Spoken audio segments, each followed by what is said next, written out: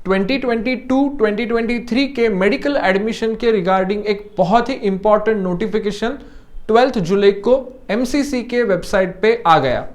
MCC मतलब medical counselling committee, जो UG और पीजी का एडमिशन प्रोसीजर कंडक्टिंग अथॉरिटी है। तो ये नोटिफिकेशन सुप्रीम कोर्ट के ऑर्डर पे बेस्ड था और इसमें जो नोटिफिकेशन में रूल्स मेंशन किए हैं वो 2022-2023 के एडमिशन प्रोसीजर पे बहुत बड़ा इम्पैक्ट करने वाले हैं।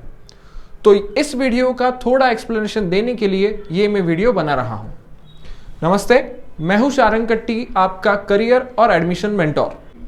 कल ही एक्चुअली हम ये वीडियो पब्लिश करने वाले थे, पर नीट यूजी का एडमिट कार्ड रिलीज हो गया है। नीट पीजी के स्टूडेंट्स का तो एग्जामिनेशन और रिजल्ट भी आ चुका है, पर नीट यूजी के स्टूडेंट की एग्जामिनेशन 17 जुलाई को है। सो उनका एडमिट कार्ड और प्लस ये एडमिशन वाला रूल, ये कंफ्यूजन ना हो जाए, इसलिए कल ये वीडियो नहीं बनाया। तो ये जो वीडियो है इसमें मैं ये बताने वाला हूँ कि रूल में चेंजेस क्या होंगे।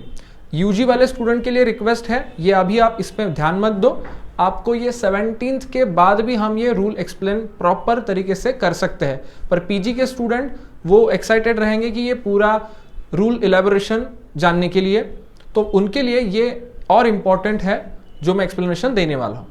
जनरली पहले मैं एक थोड़ा सिनारियो बताता हूँ कि ये एडमिशन प्रोसीजर कैसे चलता है। एमसीसी जो अथॉरिटी है वो ऑल इंडिया लेवल की डीम्ड यूनिवर्सिटीज़ की और गवर्नमेंट कॉलेजेस की एडमिशन प्रोसीजर करती है। वो यूजी का हो या फिर पीजी का हो, वो दोनों का एडमिशन कंडक्टिंग अथॉरिटी जो है वो एमसीसी है। In addition to that PG के डीएनबी कोर्सेज के जो एडमिशन प्रोसीजर रहते हैं वो भी इसी प्रोसीजर के थ्रू होते हैं। वैसे स्टेट लेवल पे भी एक एडमिशन अथॉरिटी रहती है, पर वो हर स्टेट की अलग अलग रहती है। महाराष्ट्र की जो है वो महाCET.org नाम की वेबसाइट है, सीईटी सेल हम जिसको बोलते हैं, उसके थ्रू एडमिशन प्रोसीजर होता है।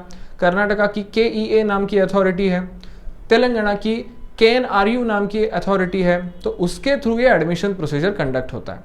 सो नॉर्मली ये प्रोसीजर कैसे चलता था, ऑल इंडिया लेवल का फर्स्ट राउंड कंडक्ट होता था जिसमें सभी लोग पार्टिसिपेट कर सकते थे जो एलिजिबल थे, और उसके बाद उसका रिजल्ट आता था, रिपोर्टिंग टाइम दिया जाता था, और उसके बाद स्टेट लेवल के हर स्टेट अपनी अपनी प्रोसीजर का फर्स्ट राउंड कंडक्ट करते थे।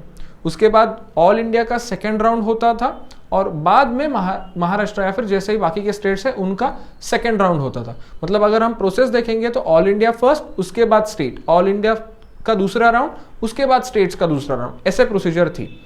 तो उसमें होता क्या था, महाराष्ट्र में राउंड 1 को सीट लेने के बाद या फिर राउंड 2 में सीट लेने के बाद जो भी कैंडिडेट्स थे वो स्टेट को, अगर रूल ऐसा कहता है कि बहुत सारे स्टेट का ऐसा ही रूल है कि अगर आपने एक सीट होल्ड भी की राउंड 2 में या फिर 1 में, तो भी आप बाकी के प्रोसीजर के लिए जा सकते हो। अगर उसमें आपको एक बार सीट मिल गई तो आपको यहाँ पे एडमिशन छोड़ना पड़ेगा, क्योंकि आपके सारे एडमिशन के डॉक्यूमेंट जो है वो उस कॉलेज में रहते हैं। अभी मैं एग्जाम्पल स्टेट महाराष्ट्र का ही लेता हूँ। आप अगर कंसिडर कर लीजिए कि आपका एडमिशन महाराष्ट्र स्टेट प्रोसीजर से कहाँ पे हो गया है, राउंड 2 में। अगर आपको उसी टाइम दूसरे कौन से भी स्टेट में या फिर ऑल इंडिया कोटा में एडमिशन मिलता है, तो आपको प्रोसीजर कैसे करनी रहती है, तो आपके जो डॉक्यूमेंट्स है वो जिसमें भी आपको एडमिशन मिला है वहाँ से आपको निकालने पड़ते हैं और ऑल इंडिया कोटा में रिपोर्ट करना पड़ता था।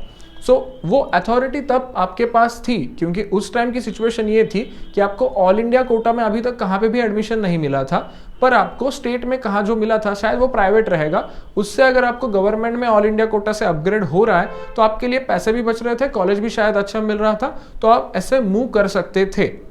या फिर दूसरी सिचुएशन हम कंसिडर करते हैं, अगर आपको एडमिशन ऑल इंडिया कोटा से मिला था राउंड 1 में, तो भी आप वो सीट होल्ड करके भी स्टेट के प्रोसीजर्स के लिए जा सकते थे।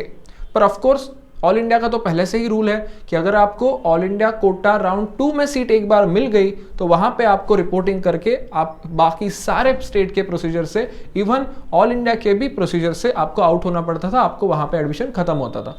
पर इस साल जो चेंज किया है उन्होंने वो बहुत ही बड़ा डिसीजन है। वो लास्ट ईयर क्या हुआ, एक्चुअली स्टूडेंट्स पार्टिसिपेट करते थे, जो भी उनका 10,000 25,000 सिक्योरिटी डिपॉजिट रहता है तो वो पे करते थे, और एडमिशन मिलने के बाद वहाँ पे रिपोर्टिंग ही नहीं करते थे। तो होता क्या था, राउंड 2 हो गया, मॉपअप राउंड हो गया, स्ट्रे वैकेंसी हो गया, फिर भी गवर्नमेंट के कुछ सीट्स जो ऑल इंडिया कोटा के थे, जो एमसीसी प्रोसीजर कंडक्ट कर रहा था, वो फिर भी वैकेंट रह गए। और एमसीसी ने तो ये पहले ही डिक्लेयर कर दिया था कि हम स्ट्रे वैकेंसी भी कंडक्ट करेंगे तो ऑनलाइन लेवल पे ही कंडक्ट करेंगे, ऑफलाइन कॉलेज लेवल पे कंडक्ट नहीं करेंगे। तो हुआ ये कि ऑल इंडिया लेवल पे ऑनलाइन वो फॉर्म लोग तो भरते थे, पर वहां पे रिपोर्टिंग के लिए कोई जाता ही नहीं था, तो वो सीट फिर से खाली रहते थे। सो राउंड 1, 2, 3, 4 के बाद एमसीसी ने प्रोसीजर्स बंद कर दिए और उसके बाद जो सीट वैकेंट बचे वो वैकेंट ही रह गए। और मेडिकल में आप लोग जानते हो कि एक एक सीट का इंपॉर्टेंस कितना है, तो ऐसे सीट्स वेस्ट ना हो, इसके वजह से एमसीसी ने और टोटल डीजीएचएस ने मिलकर ये डिसीजन लिया यूजी पीजी दोनों के लिए कि अगर किसी कैंडिडेट को स्टेट लेवल राउंड 2 में या फिर ऑल इंडिया के राउंड 2 में एडमिशन एक बार मिलता है तो वो पता चलना चाहिए बाकी सारी अथॉरिटीज को, और वो उसके आगे वाले राउंड में उसको डिसक्वालीफाई डिक्लेयर कर दे, नॉट एलिजिबल के लिस्ट में डाल दे, ताकि उसका अलॉटमेंट ही ना आए और वो कहाँ पे एडमिशन कैंसिल करेगा, फिर नए जगह पे रिपोर्टिंग करेगा, ये प्रॉब्लम्स ही ना क्रिएट हो। तो उसके लिए एमसीसी ने क्या किया, एक नया सॉफ्टवेयर बनाया, उसमें सीईटी सेल जैसे स्टेट लेवल के सारे अथॉरिटीज को एक्सेस दिया, एमसीसी जैसे ऑल इंडिया लेवल के अथॉरिटीज को भी एक्सेस दिया, और वो एक्सेस में वो ये सारे अथॉरिटीज वाले जिन स्टूडेंट्स को एडमिशन मिला है उनका रोल नंबर और नेम वहां पे इनपुट देने वाले। तो वो सॉफ्टवेयर ऑटोमेटिकली फाइंड आउट करेगा कि जो भी स्टूडेंट्स का नीट का स्कोर जनरेट हुआ है उसका एक यूनिक रोल नंबर है, वो कौन से स्टेट में एडमिटेड है क्या। अगर राउंड 2 तक वो स्टूडेंट कहाँ पे भी एडमिट है, ऑल इंडिया या फिर स्टेट, वो ऑटोमेटिकली उसके लिए प्रोसीजर का एंड हो जाएगा, वो कहाँ से भी उसके प्रोसीजर से दूसरे प्रोसीजर में शिफ्ट नहीं कर पाएगा। और वो सॉफ्टवेयर वो कॉम्पिटेंट अथॉरिटी को बता देगा कि ये स्टूडेंट अब आगे अपग्रेड नहीं हो पाएगा, इसका एडमिशन प्रोसीजर यहाँ पे एंड कर दो। तो ये बड़ा डिसीजन था इस साल डीजीएचएस द्वारा, जो सॉफ्टवेयर बना के उन्होंने लिया है, विद सुप्रीम कोर्ट ऑर्डर्स ही ये बनाया है। इसमें प्रॉफिट किसका होने वाला है, लॉस किसका होने वाला है।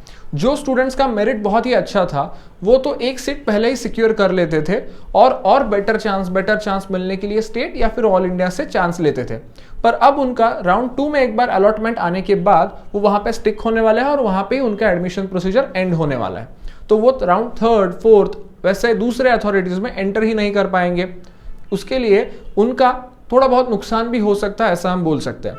फायदा किसका होगा, जिसके मार्क्स कम थे, एकदम से वो कॉलेज के नजदीक तक कट ऑफ तक पहुंचा था पर उसको अलॉटमेंट नहीं आई थी, पर अब उसके जो टॉपर्स है वो राउंड 2 में अलॉटमेंट सारे जहां पे भी है वो ले चुके हैं, और अब फिर से उसमें जो वैकेंसी रहेगी वो वहां पे टॉपर जिसको ऑलरेडी उनके पास सीट होल्ड किए उन्होंने, वो आ ही नहीं सकते।